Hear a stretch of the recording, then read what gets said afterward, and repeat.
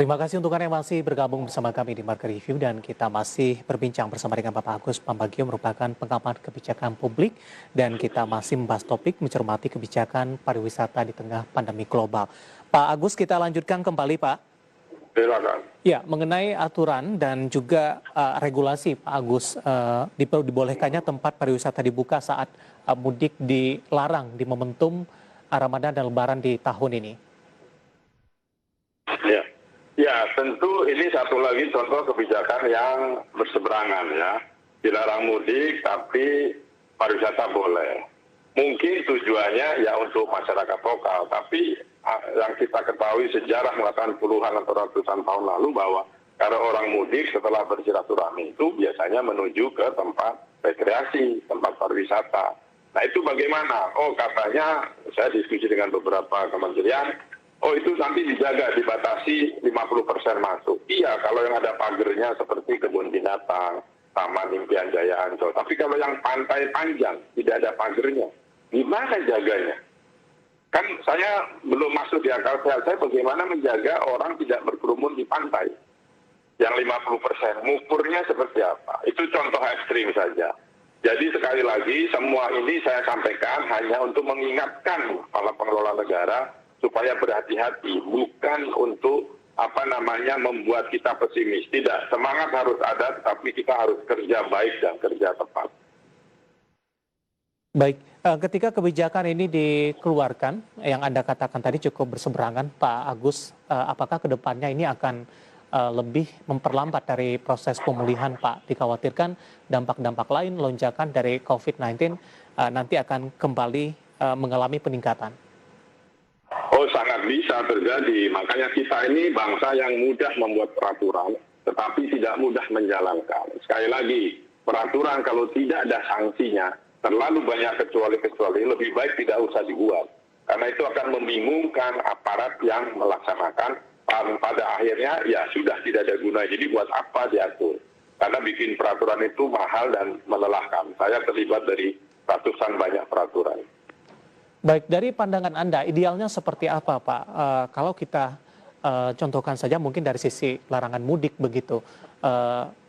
Ideal aturan yang dikeluarkan oleh pemerintah, ketegasan seperti apa di tengah kondisi pandemi COVID-19 ini? Ya kalau ideal saya katakan dari awal, idealnya bereskan dulu COVID-nya, baru bereskan ekonominya. Tapi kan pemerintah tidak melakukan hal itu. Lockdown maksud saya, karena lockdown banyak negara sudah lockdown, di area situ saja bisa dicegah dan cepat. Kita kan tidak, sampai hari ini belum bisa mencegahnya dengan baik, dan ini ketambahan lagi sekarang. Jadi sekali lagi ideal itu hanya buatan Tuhan, tetapi kita yang penting prioritas. Karena pemerintah tidak menerapkan prioritas, ya ini yang kita hadapi. Artinya bagaimana? Ya mari kita pikirkan bersama, tetapi apa yang saya sampaikan tadi itu menjadi obstacle yang harus dibereskan oleh pemerintah. Maksudnya dalam ruang lingkup lebih kecil Pak, dalam larangan mudik, apakah ini memang betul-betul mudik dilarang, tidak ada pembatasan waktu dan segala macam dan operasional? Dari awal saya katakan, ketika pemerintah menetapkan mudik tanggal 6 sampai tanggal 17, artinya apa? Ya tidak boleh mudik cuma itu, artinya apa? Orang akan mudik lebih depan. Saya katakan jangan lakukan pembatasan kalau begitu. Biarkan, bilang saja, dilarang atau disarankan tidak mudik karena apa?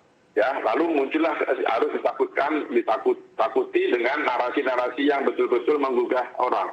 Di samping itu, lalu pemerintah melakukan testing dan tracing yang besar jumlahnya di saat Lebaran ini, supaya kita bisa mengisolasi orang-orang mana yang tertrace bahwa dia kena COVID atau diuji dia COVID, langsung dikarantinakan di daerah-daerah tertentu. Persoalannya, apakah pemerintah pusat sudah membahas dengan detail dan rinci terkait tadi keberadaan rumah untuk karantina, nakesnya, dananya, dan bagaimana cara menanganinya?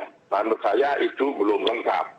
Jadi kalau diatur tidak boleh mudik tanggal 6 sampai tanggal 17, orang bilang, ya kita mudik sekarang. Makanya hari ini diperkirakan puncak mudiknya adalah hari ini. Karena tanggal 6 sudah tidak boleh mudik, seluruh isi pesawat sudah sejak awal April sudah penuh. Ketika ini keluar aturannya, sudah dibeli semua untuk tanggal 1 sampai tanggal 5. Lalu apa artinya larangan mudik 6 sampai 17? Tidak ada.